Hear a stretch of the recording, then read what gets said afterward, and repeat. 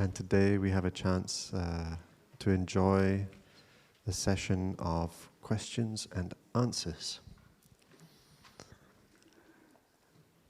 So this is a wonderful opportunity for the community to come together and ask a question of the heart, a real question. We may have discovered that we have a question in our heart during the course of the retreat, or we may have been carrying a question for a long time, a question that has to do with our suffering and with our happiness. So this is the kind of question that we like to explore, not theoretical questions, not intellectual questions. Questions from the heart. And it's very nice if you feel brave, you can come up and sit in the chair and ask your question directly. The view from here is very nice. So you can come and enjoy the view with us. If you need a translator, please bring your translator with you. So you can ask your question in your own language and have them translate the answer for you. Before asking our question, we'll enjoy one sound of the bell together. It gives us a chance just to check in, how we're feeling. Is our heart beating very fast? We're feeling nervous. That can be the one who's asking the questions, but also us. So we like to have a chance to breathe deeply in and out 3 times, and then we can ask our question. So, is anyone ready? Please come up.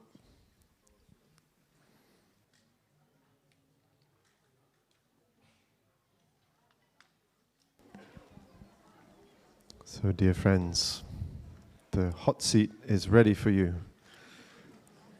If anyone would like to come up.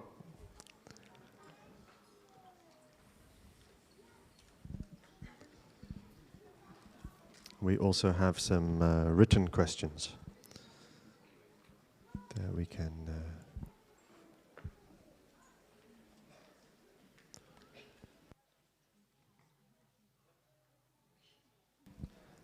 So, and if anyone else would like to ask a question, you can come and sit close to the chair so you can line up behind. There are some cushions there behind.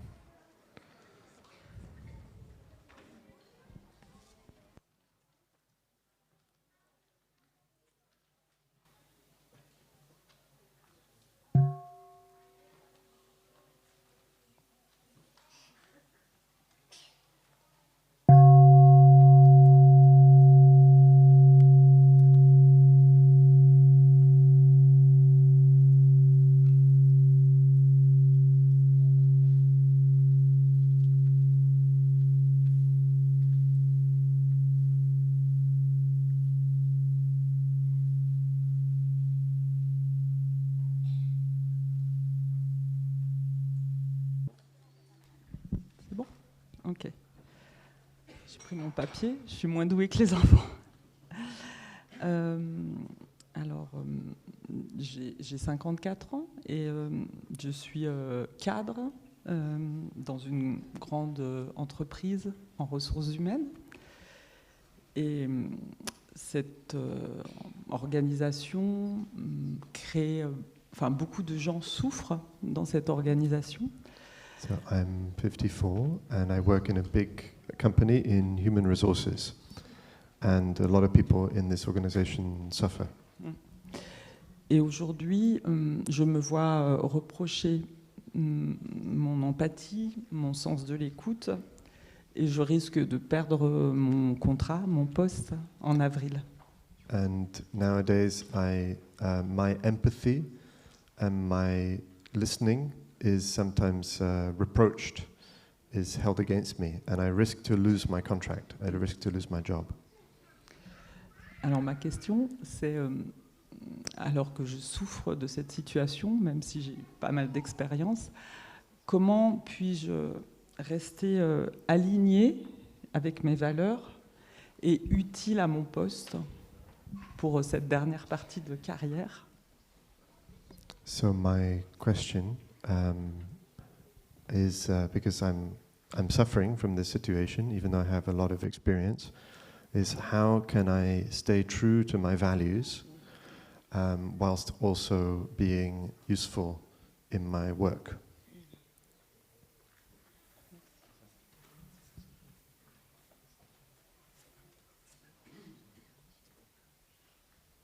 Est-ce que vous pouvez nous expliquer qu'est-ce qu'on vous reproche parce que vous êtes trop empathique ou... Okay. En fait, c'est une direction des ressources humaines qui a un peu oublié le mot humain. Et je suis conseillère en évolution professionnelle. Et en fait, on me dit que je suis trop humaine.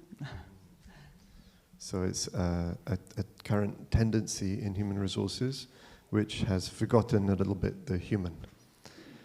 And she's an advisor in professional development, but she's criticized for being too human, too empathic. Merci.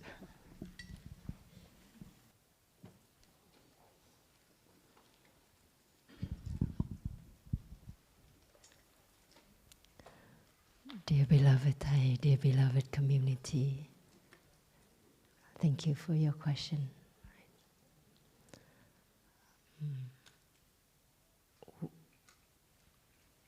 We, in our society nowadays, it is true that we are so busy. Doctors, healthcare professionals, people who work in human resource departments, etc., teachers, nurses, we are demanded to work with a great number of people. And so we are pressured for time. So that's one reason why we don't spend so much time with each person. And if we don't meet the quota, the standard, then it's like you are not efficient enough. So that's, we understand that's one reason. And also because people are afraid to give advice, and when it's ill taken, people may sue us. And so in that way, people are hesitant to offer advice. And maybe in your department, they don't want you to give too much advice because that may go against you and the department. There's also fear, for example, therapists, teachers in many places are not allowed to hug children, to have the physical contact, because in the past there might have been some abuse, and in that way we are afraid. And so even when a child or when a person is suffering, we are afraid to offer touch or, an embrace to comfort, because we fear that it may be misunderstood. So we operate on a lot of fear and pressure, unfortunately, and it makes us less human, less empathic. So to me, most important is that we take care of that humanness, the empathy in each one of us, that we don't, because of the fear outside and the fear inside, we don't become dull and hardened in our own hearts. We are in a society that we are very dependent on electronics, and so much that we can also, our minds become an extension of the computer, of the internet. Our mind reaches outward so much that it becomes an extension of the internet world, and the internet, the electronic worlds reaches inside us, that it becomes a part of us, a part of our mind. And a computer, however brilliant it is still not a human. And so in that way, we become less and less humanized and more dehumanized. So first and foremost important, we need to remember to nurture our human empathy, our human interactions. And we can express our compassion and care through our loving speech. You learn it here. Loving speech is a kind of speech that beneficial, true, loving, given at the right time, and a speech that is beautiful. So when we use loving speech, it even like to somebody who comes to interact with us for just 5 minutes or less, if it comes from our heart, that person already feels seen, feels heard. We can express with our attention. So there may be certain codes of ethics at your work, but nobody can prevent us from the way we look with kindness, the way we speak with empathy.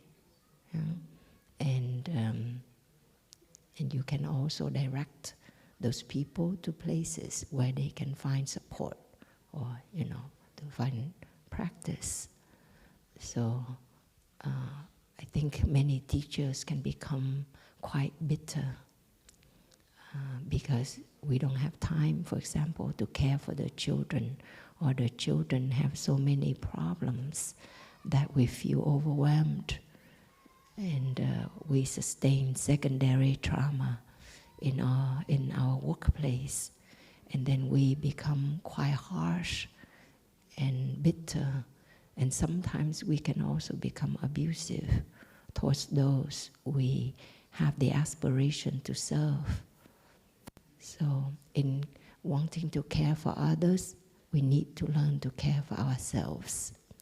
We need to make time to sit quietly, to walk and release, and even as therapists or as counselors, when we listen to somebody, we can practice mindful breathing and relaxation of the body, so that whatever that is shared, we can totally be there for the person and for the sharing. And at the same time, the energy of mindfulness can protect us. And so that we don't bring it upon ourselves and then bring it home and then hurt ourselves and our families. And of course, if the place of work does not support your value, and you feel that something important in your heart is dying, then probably it's good to just quit.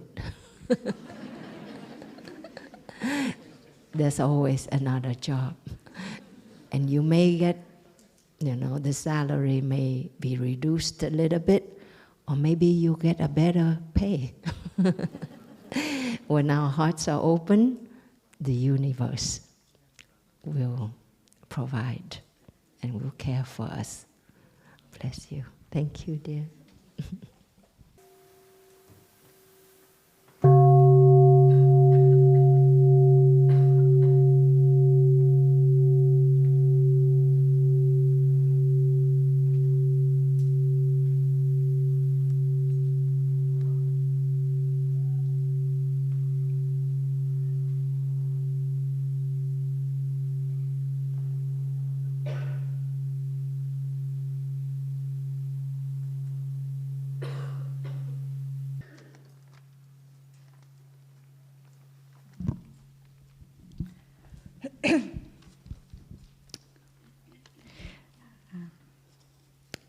Dear Thai, dear friends, dear Sangha. My question is, during the last 2 years, we have seen some deeply disturbing racist attacks all over the Western world. There's also the rapid rise of the far right. I am made in the West, it is my world, but I am fast losing any respect for it.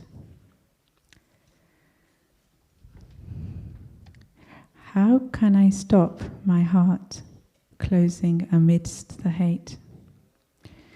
Sometimes I no longer want to be part of this Western world.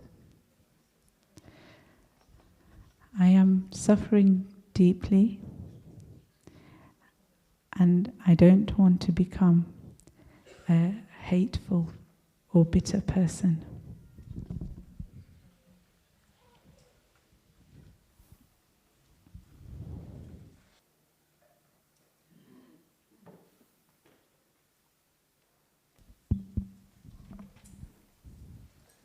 Dear respected Thai, dear community, dear friend, I am sorry if I am immature to respond to this question, but I just express things in my heart.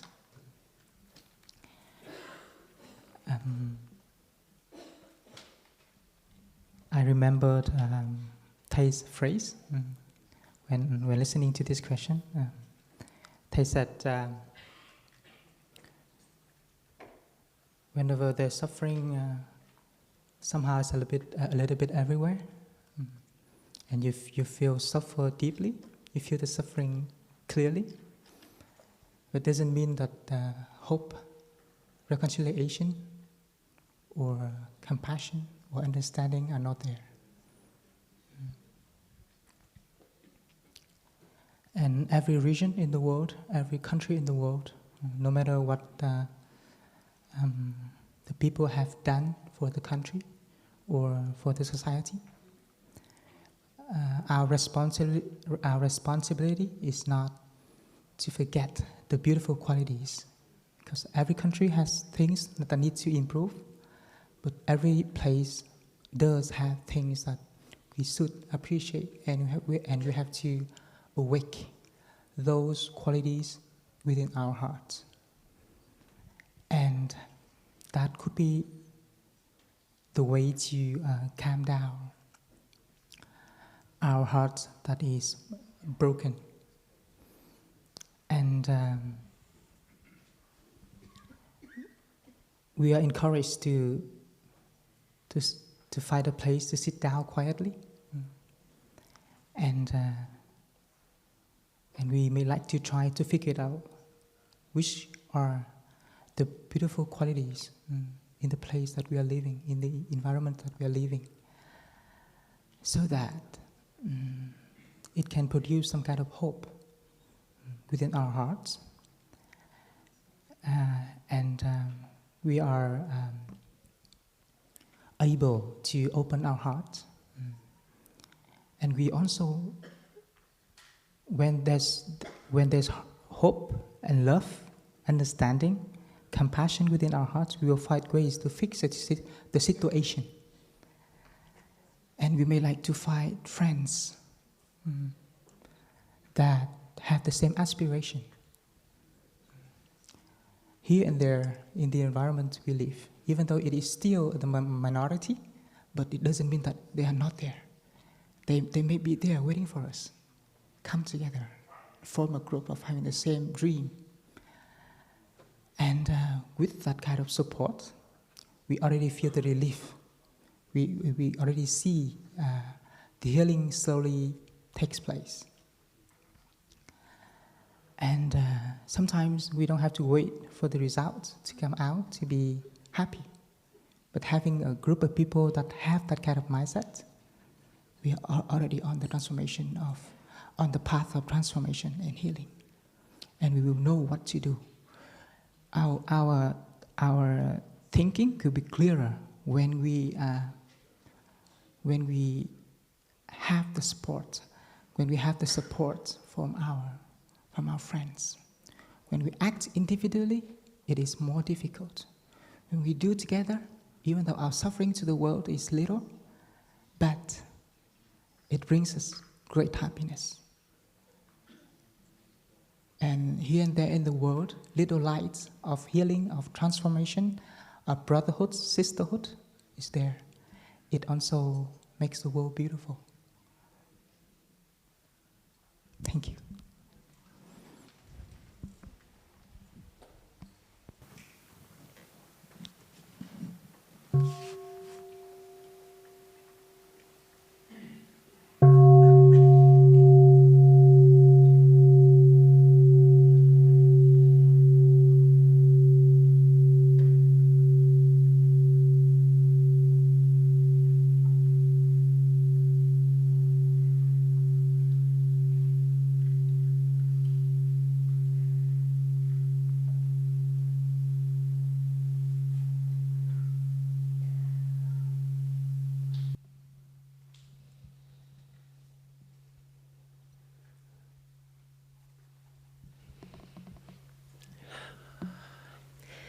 Dear Thai, dear friends,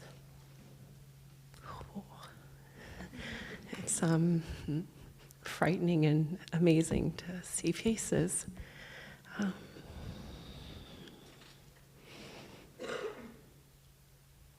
feel like I knew what suffering felt like and what I could do. And these last couple of years during COVID have really shifted things into a different realm. And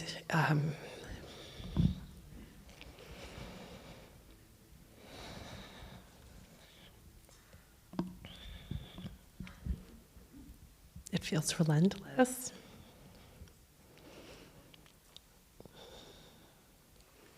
Both in the wider community of suffering, with racism and war and poverty,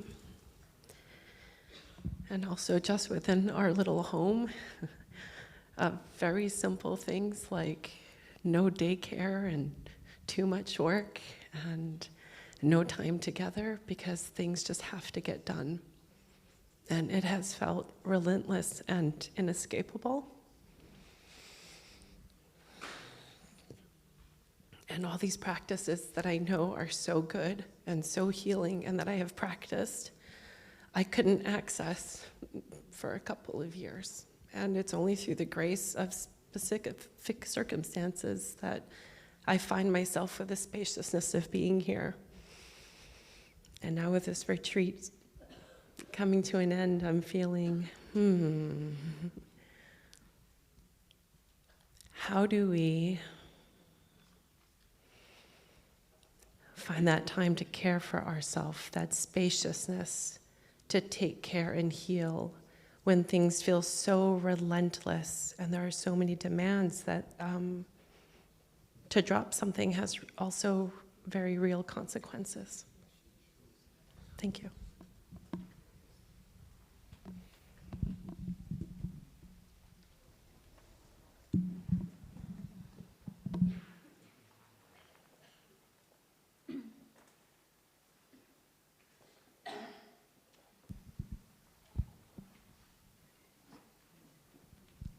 Dear respected Thai, dear friends, thank you for your question. I can understand your pain and your suffering. I see that we interact, so whatever happened to the world, to the society, affect on ourselves and affect on our family. And all kinds of suffering had the root from inside of us. It's not from outside. Of course, we interact, so we also affect with each other.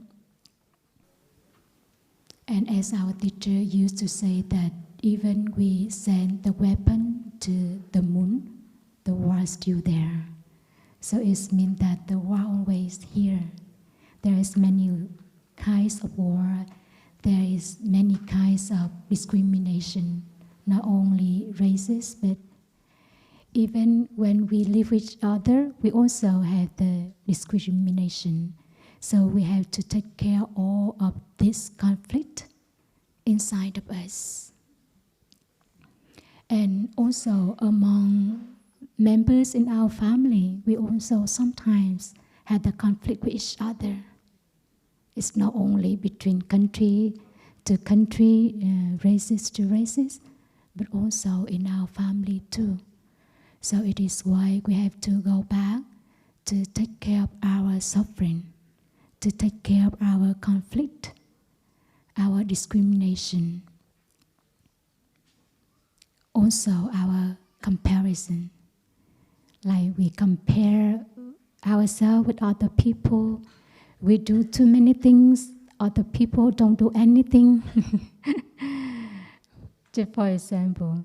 So that simple thing like that is also can create the suffering on each other. So it is why we have to go back to listen to ourselves, to listen to our suffering, in order that we can understand the suffering of others.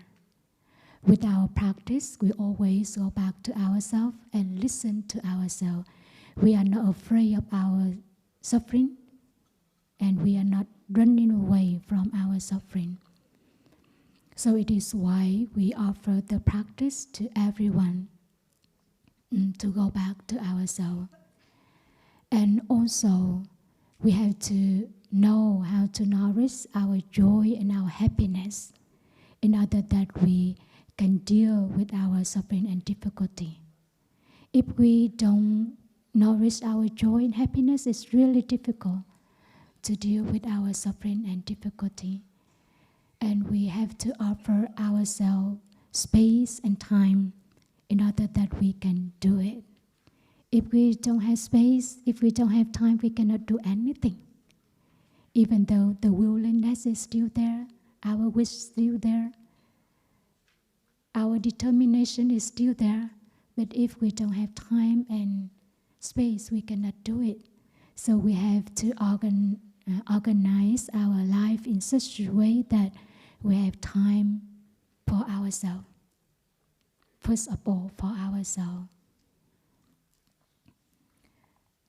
And we have to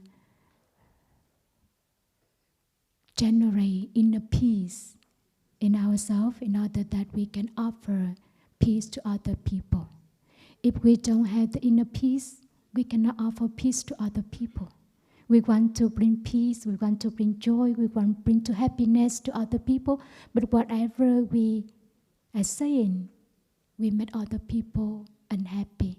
Whatever we are doing, we make people unhappy because we only offer what we have. And so always from ourselves. And when we look deeply into our suffering, we will understand the suffering of other people. And when we understand the suffering of other people, we don't blame, we don't judge, we don't condemn, we just understand. And we also offer the person space and time to transform. Because sometimes we are too hurry in transformation. We want that person changed right away.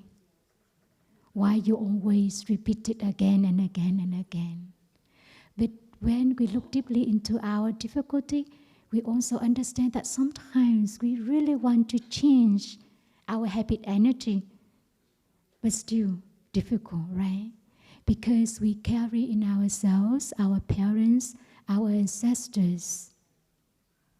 We carry the goodness of our parents, our ancestors, and we also carry the shortcoming of our parents and our ancestors. So we transform for themselves too. And if we want to do better, we have to do from here. If not, we will continue to bring the suffering. We can continue bring the shortcoming, the habit energy to the future generation, to our children, grandchildren. So if we want to stop discrimination between the races, the world, we have to start from us. And along By ourselves, we cannot do it. We have the Sangha to support us to do. And living with the family, sometimes we need space. It is time we need to go back to Plum Village. Not only the practice, but we need space between ourselves and the people who create suffering for us, in order that we can breathe the new fresh air. And when we have the new fresh air, we can offer to our beloved one, to our member. And when we can do it for yourself, we can do it for our family members. And when we can do it for our family members, we can do it for the community and for society. If we cannot do for the small group, how can we do for the world? And so sometimes we think that it's really difficult because we cannot get out of suffering in our family. And our mind become narrow, like we are imprisoned by the thing around us. So please offer yourself space and time in order that you can do it better. But remember that, always remember that, don't wait until suffering transforms to be happy and to be joyful. Right this moment, you can generate peace, generate joy and happiness. While walking meditation, you can enjoy it. Don't let suffering overwhelm for your whole time. But whatever happened, let go. Stop there. Don't continue to carry the thinking in other activity. Because the suffering, we suffer because we don't have the capacity to stop thinking, in fact. But if we had the capacity to stop thinking, we have the capacity to stop our suffering. So by the way to go back to our breathing, the way to go back to our body movement, we can concentrate easily and we can stop thinking. And by that way, we also can stop suffering. Thank you very much for your question and your listening.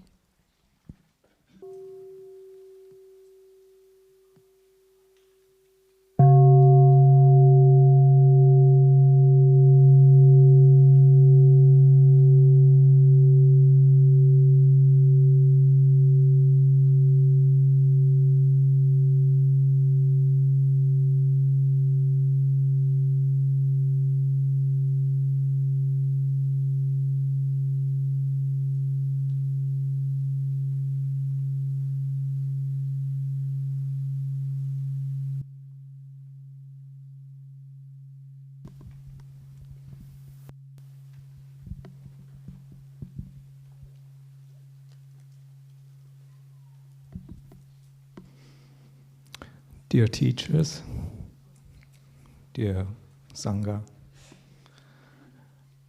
for many years I've been suffering a lot, and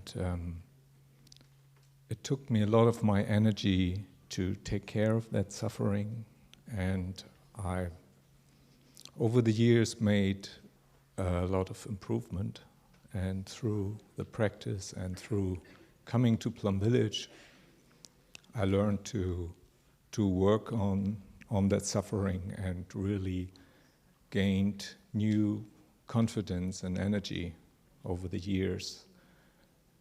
So now I've come to a situation where I think it is my wish to give this energy to people who do suffer. And in this year I will start working with people in prisons in my hometown. And my wish is to help them overcome their suffering. And at the same time, a question came up here a few days ago that I thought, okay, I only have this limited amount of energy that I can offer to myself and to others. So how can I balance the energy to take care of my own suffering and the suffering of others that I want to work on? Thank you for your question. So it's a very beautiful thing when the aspiration to help arises in us. And I think it's also very natural. When we've been able to start to embrace our suffering, as you described, it's very natural that we start to recognize the suffering that's around us and to feel that we want to offer that the transformation that we've experienced, we want to help others to touch that. And in our teaching, we learned from the Buddha and from Thai that our aspiration can actually be a source of energy. So there's a teaching on the 4 nutriments that you may like to look into. And the third is our volition, our will, our deepest desire. And it's considered to be a kind of food. It's very strange. When we first encounter that teaching, it's like, how is my aspiration food? It's not obvious. But when we look at the world and we see around us, there are bodhisattvas. There are people who have been able to seemingly transform society. One person sometimes can do far more than we think is possible for one person to accomplish. And it seems that they have this very, very strong source of energy inside them, and we wonder, like, how do they do that? How do they always have so much energy to help? Like Sister Chan Kong. How does Sister Chan Kong have so much energy? How can she give consultations all day long, one after the other? It's amazing. And I think it's because of this source of energy within them, this their dream, their deepest aspiration. And so we may have a tendency to do a kind of energy accounting in our mind, kind of budgeting, like, okay, I have this much limited, finite resource, and I have to, I can spend this much on other people, and I spend this much on myself, but I'm not convinced that that's actually how it works. So it may be that that's just a sort of notion that we have from science about what energy is, and that it's limited, finite, and has to be sort of divided up like that. But I'm not sure that really corresponds to our experience when we examine it carefully. So you may find that when you are able to listen deeply to somebody who's suffering, and you're able to offer them a space of healing and transformation, it doesn't cost you anything. Actually, you may get nourished by that. When you see their face transform, when you see their eyes start to shine, when you see their smile come more easily, that's also your food. When you're able to offer somebody else an experience of healing and transformation, when you're able to transmit to them what you have learned about how to handle your suffering skillfully, then actually that doesn't take energy, it gives you energy. So it's very important to to kind of really examine our experience and see, like, is it true that I have only a limited amount of energy? And so it's also true, yes, that we do have to take care of ourselves, and sometimes we do have to be aware of our limit, and not to expose ourselves to so much suffering that we start to drown. And one way that we can do that, we can keep the balance, is to make sure that we are nourishing our joy as well. Because actually, transformation of suffering is also about nourishing joy. And when we have more joy in ourselves, more lightness, more freshness, that joy and that freshness is also embracing the suffering. So the path of practice is not only about looking at suffering and you know, transforming it, and it's also about knowing how and when to get in touch with joy. And I know for myself that for many years I had a tendency to underestimate the power of watering the seeds of joy in my consciousness. Because I kind of thought it's a little bit trivial. It's like happy, joy, you know, breathe and smile, everything will be fine. But I'm like, no, this practice is serious. You have to look at the suffering, go into the suffering. And so I had a bias in my mind. I was kind of like, you know, more interested actually in suffering than joy. But my view has changed a little bit, and it's still changing. So now I see that it's also my responsibility to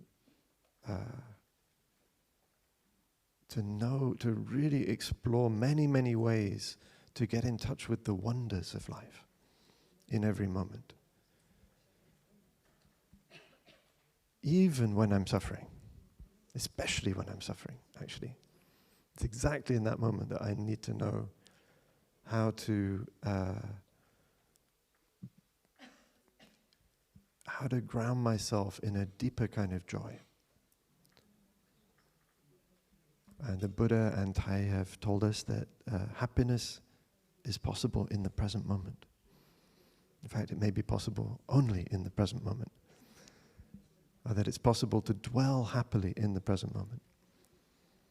Which is a very strange kind of statement, because that means any moment, including the moments when there is suffering. It doesn't mean that suffering has to go away. So that's kind of a challenge to us as a practitioner, to be able to touch that kind of happiness. Unconditioned happiness. It doesn't depend on anything, always available. That we can learn to rest in God. To touch the ultimate.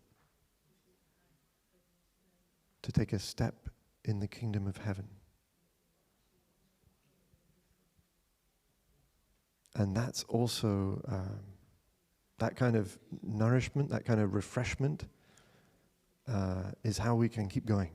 When we choose to set forth on the path of a bodhisattva, which is what it sounds like you are doing, that's a very wonderful moment. It's a very powerful moment that we see our path. We see that we have the capacity and the desire to help relieve the suffering of the world. And that should be an enormous source of energy. And sometimes when it's hard, because it looks like the suffering around us is infinite. Right? The more we look at our society and maybe the direction of our world right now, the climate crisis, with racism, with war. It just seems like the suffering is unlimited. So we have to find a place, we have to know how to touch within ourselves the seed of fearlessness in the face of limitless suffering. That is the path of the Bodhisattva. We're not going to end the suffering. Right? I mean, if we think that that's what we're doing, that at some point all the suffering will be finished, and then everyone will live happily forever and be friends and always be nice to each other, I think it's a little unrealistic. So something about setting forth on that path of the Bodhisattva means that we accept that there will always be suffering, but that our relationship to the suffering changes. Our view changes. And that can give us this fearlessness in the face of unlimited suffering. We're not afraid of it anymore, because we know how to handle it. We've been able to handle it in ourselves. And we know that actually suffering is a treasure. If we know how to handle our suffering becomes noble. It becomes our greatest resource.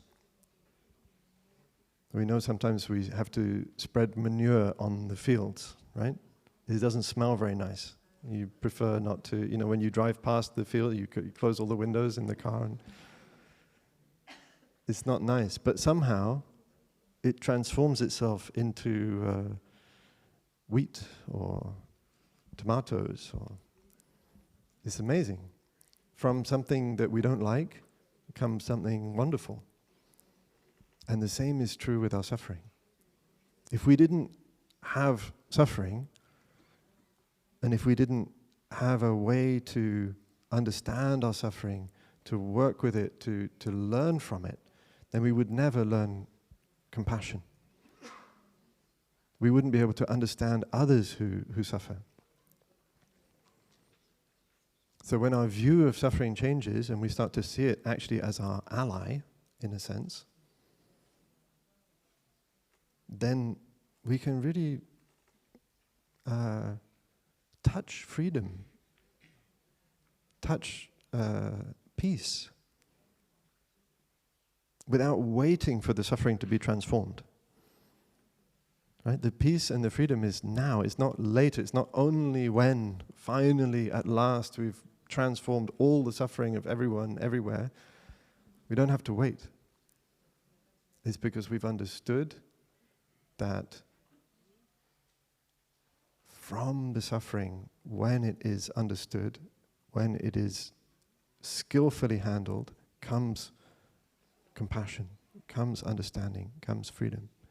And we've touched that to some extent already. And so that's a very joyful moment.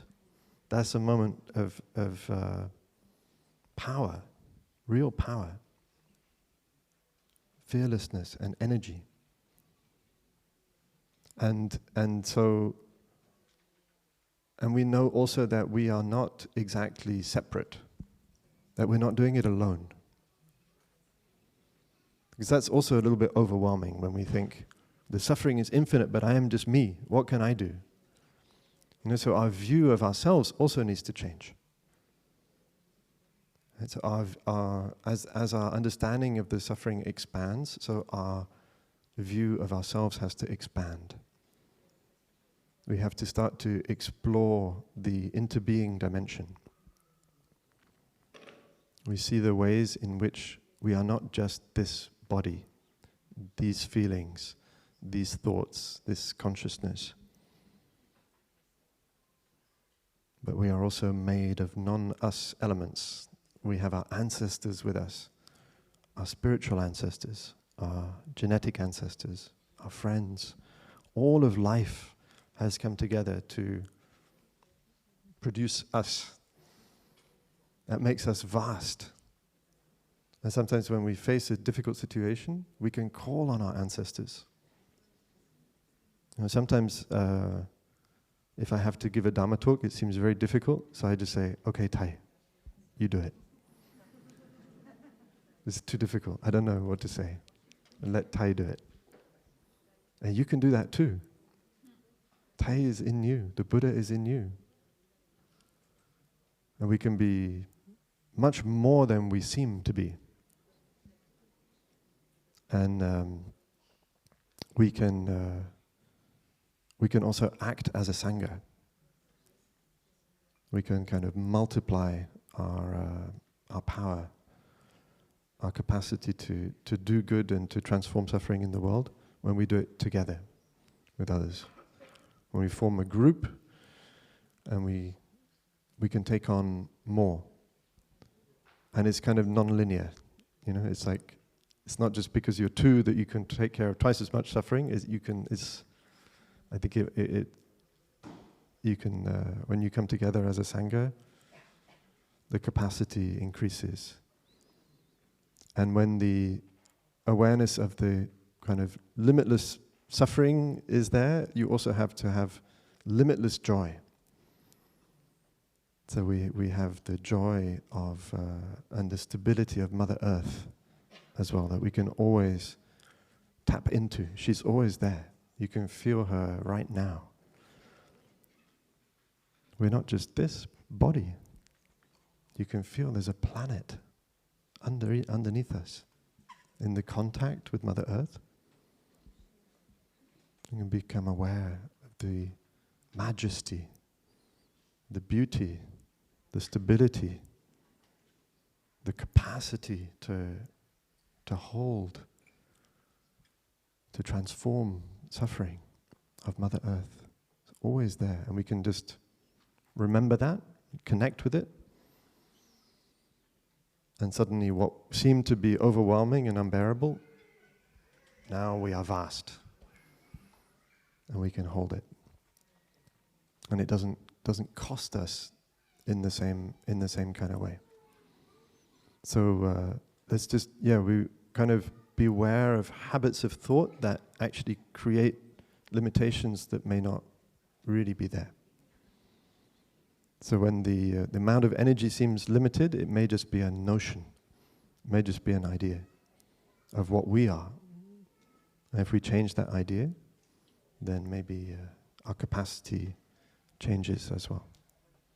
Thank you for your question, and good luck on your path.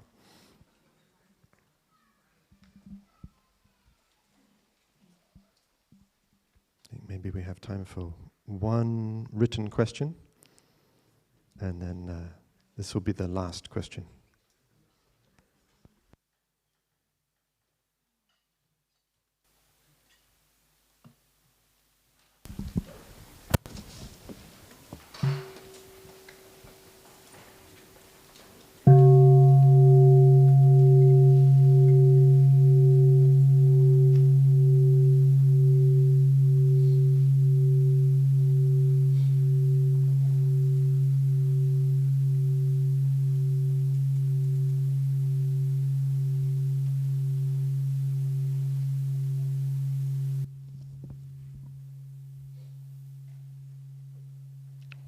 Dear beloved Thai, dear beloved community, this is a question in Spanish, so I hope I understand it correctly.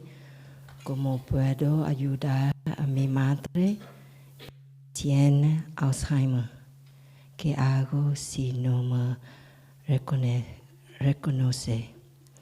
Gracias. Okay, how can I help my mother who has Alzheimer?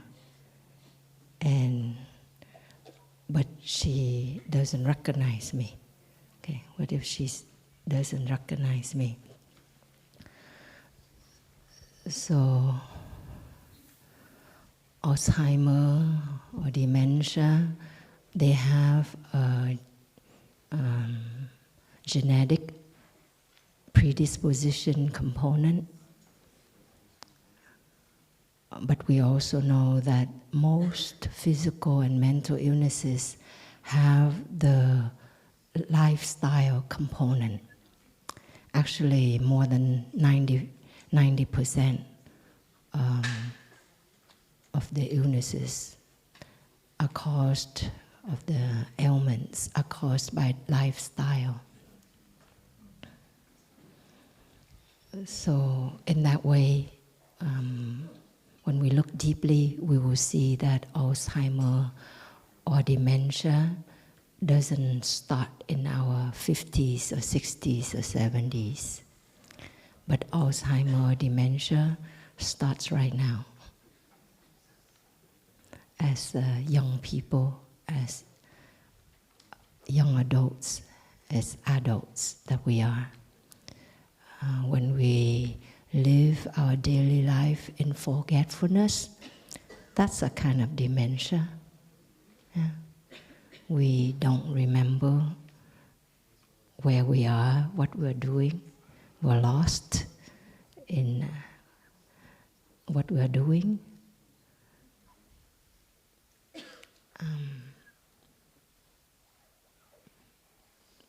We are training our mind to be forgetful as we live in forgetfulness. So the practice of mindfulness, the Chinese character, literally means now mind, now heart. We train to be in the here and the now, to remember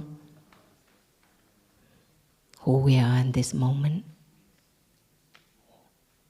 what day it is, and what we are doing. Like when you go to the emergency room, the doctor will ask you those 3 questions. You remember your name? You know where you are? You know which date it is? We should ask ourselves those 3 questions often, and you'll be surprised. Yeah. And also, when we live, when we nurture, cultivate such despair and depression and anxiety in our daily life, we know that depression, anxiety, and all the strong emotions, they kill brain cells, literally. Brain cells in the hippocampus are killed, and in other areas of the brain too. So it affects our memory. So then we also learn to care for our strong emotions of depression, of despair, of anger, of hatred, of discrimination, because that's stress, and stress causes most of our illness, physical and mental.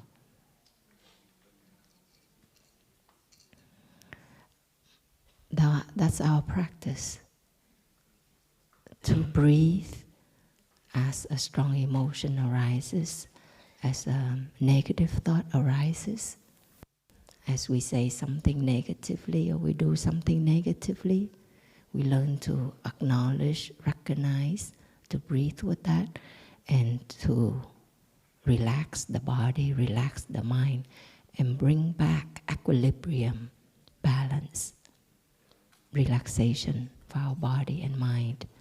Because the body and the mind cannot heal when we are in constant stress and tension. We can only heal when there is relaxation, when we feel safe in our own body and in our environment. I'm talking about preventive medicine here for those of us who would like to live a life that is more mindful, with remembrance. Yeah? And so we are taking care of the present moment. When we have a loved one with dementia or Alzheimer, it frightens us, right? Do I have that genetic component? Will that happen to me?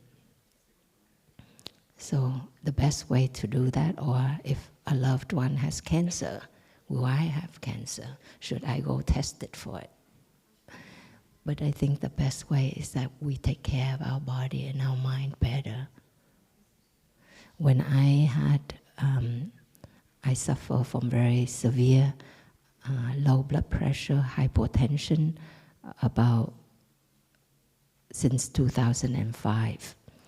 I experienced short-term memory loss quite a bit. And then when I had Lyme disease, I really suffered from memory loss, problems with memory recall and concentration. And that was very frightening.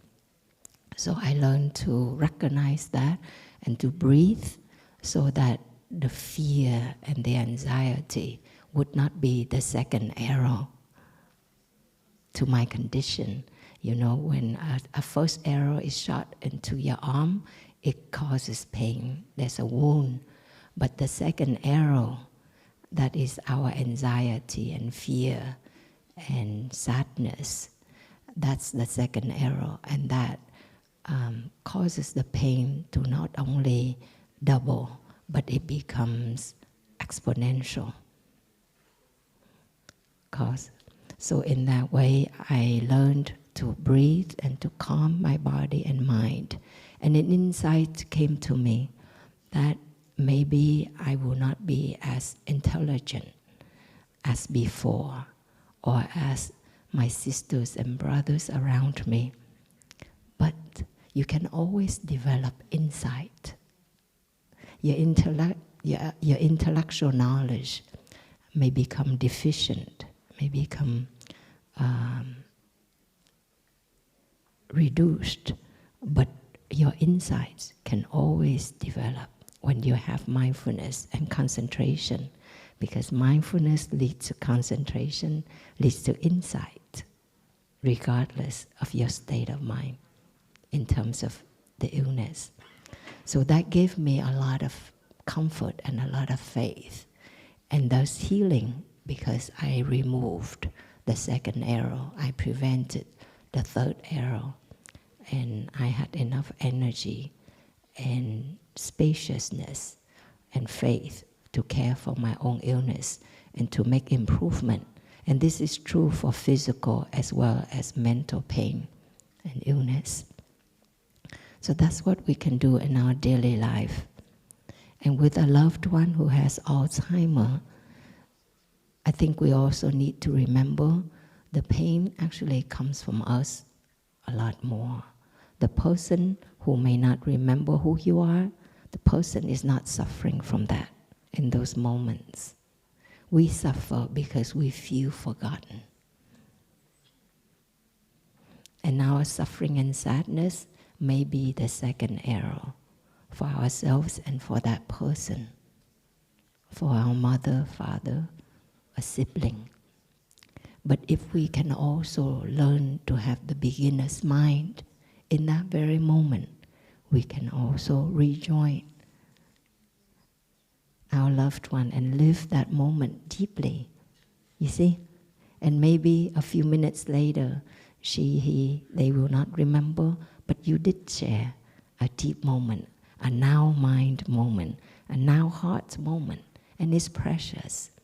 Sometimes when a loved one is sick or dying, we're in such despair, we kind of neglect the person. It's like the person is already gone. So we're really wasting time, precious time that we still have with the person. So we need to live deeply and treasure that, because it's not the quantity of time. We are with each other all the time, right? With our partners, spouses, and children. And how forgetful are we? How often do we actually remember, wow, I'm still here, and you are still there. What a wonderful, wonderful for fact, reality it is, right? We forget the person is non-existent to us, which also leads me to electronics. Very often nowadays, when we are in public, on a train, in a bus, in a car, at a restaurant, you see the phenomenon, prevalent phenomenon. Everybody is so focused on the screen. We really don't remember who we are, where we are, what time it is. And certainly we don't remember who's in front of us and what's going on. We are training ourselves in forgetfulness. Right now and right here, we are suffering from dementia, from Alzheimer. And we only use a certain part of our brain, and we neglect the rest of our brain. The social skills, as humans, we need human interactions. We need interactions with nature. We completely neglect that part. Young children nowadays are babysat by iPhones, by their iPads. Young people, adults, are soothed, find escape in electronics. It becomes our habit of the modern time. It's a socially acceptable addiction.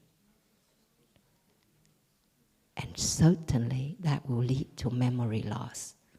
Right here, right now, and in the future, more and more of us will suffer from dementia and Alzheimer. Especially if we have a genetic component, we will hasten the coming of the illness. But even if you don't have the genetic component, you put yourself at risk. So to be able to come back, to sit still, to cultivate a mind of spaciousness, of quietness, that gives the body, the brain cells a chance to rest and to rejuvenate. And also human interactions enrich us. If we make time and space, we always say we don't have time and space. But if you look carefully, you will see how many hours you spend on the computer. Every moment you get, what do? You get out an iPhone, you check your email, you check the social media, right? Of course we don't have time and space because we use up every single moment to check social media, to read the news, to water the seeds of anxiety and despair in us. And then we wonder why, as a society, we suffer so much more. Children, teenagers are now more suicidal than before. Adults suffer from more depression and suicidal thoughts and addiction more and more. As a society, we water these conditions. If we make time to learn to do arts, to learn a new language, to learn about another culture, like when you come to Plum Village, you see we are of all different skin colors, of all different backgrounds. And you see a beautiful child being in the embrace of her mother. She's of a different race. Her mother is of a different race. And there's only love that flows forward and backward. There's only love. There's no discrimination. We need to expose ourselves to these kind of environments so that our mind is open and our brain is malleable, is modifiable. Our brains have the capacity for neuroplasticity. Even as we are adults or we are elderly, the brain cells continue to regenerate, the neurons continue to regenerate, to make connections, to strengthen connections. But if we don't use them, we only focus on a certain parts, then we become quite narrow-minded. When the brain is so used to being in a certain way of thinking, certain way of being, when we're exposed to a new situation, we get very anxious. And so we try to control the environment so that we feel comfortable. We try to control the people around us so that it doesn't trigger anxiety. You see? But as a culture, when we do that, that's as an individual, but as a culture, when we do that, we become dogmatic. We become discriminative. We become fascist, racists. It's all because of our daily training of focusing, strengthening only a certain way of thinking, certain views, certain way of being. And so we become alienated to nature, alienated to peoples from different walks of life, from different backgrounds. So in order to be able to care for our loved ones who have the illness, whether it's physical or mental, we need to learn right here and right now, however young or old we are, we learn to care for our own body and mind so that we are spacious, we are accepting. Because our body is of a nature to be sick. If not one sickness, it'll be another. And our body is of a nature to grow old and to die. But if we can live with more love, kindness, equanimity, if we can be more peaceful and happy in our daily life, then when an illness arrives, whether it's heart disease or lung disease, or whether it's dementia or Alzheimer or cancer, we'll be able to welcome it. We'll be able to embrace it and live with it. The quality of life will always be there. Thank you, my dear ones.